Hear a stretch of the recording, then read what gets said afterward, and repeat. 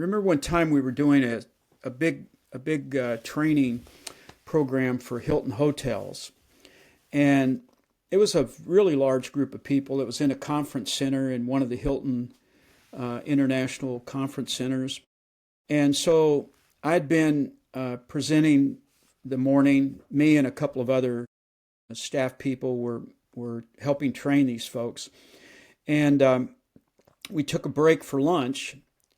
And at the lunch, the manager of the conference center came to me and a couple other people standing in the lobby. We're getting ready to go to the restaurant, and he said, "Listen, I wonder if you could do me a favor." And I said, "Sure, if I can, I will."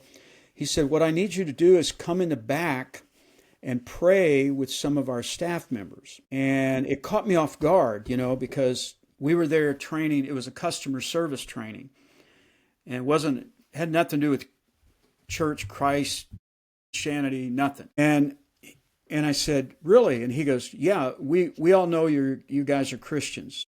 And I said, "Well, how did you know that? We're here doing customer service training for all these employees."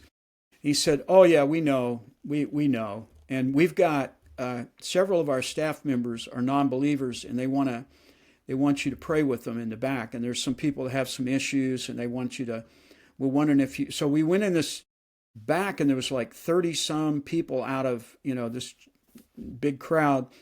And I asked them. I said, "Why would you want us to pray with you?" And they said, "Oh well, we know, we Right. already know." Mm-hmm. And the scripture that came to my mind was this whole idea, well, multiple times, about we need to be light, be salt. Right. Well, I went back later after I got back home and looked through my presentation. There's no scriptures listed. There's no Bible verses. There's no overt things.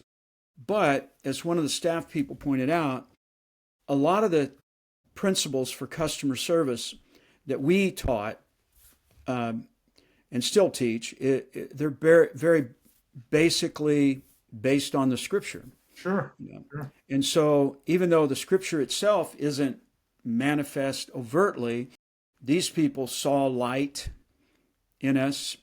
Um, it's don't have time for this today, but I've actually walked through airports and had people stop me and say, "Would you pray for me?"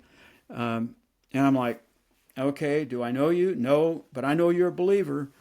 Uh, and I know you've had similar experiences. Yeah, yeah, People right. would just stop you and, Hmm. what is that? Well, the only way I can explain it is it's light, it's salt, it's the Lord shining through you, because, if it was just your humanity, it wouldn't be, they wouldn't be asking you to pray. They'd be running the other way. But I think that whole idea of now, could you whip out some scriptures and start quoting things, or of course you could, but I don't think that's going to help. I don't No, think that's the the idea.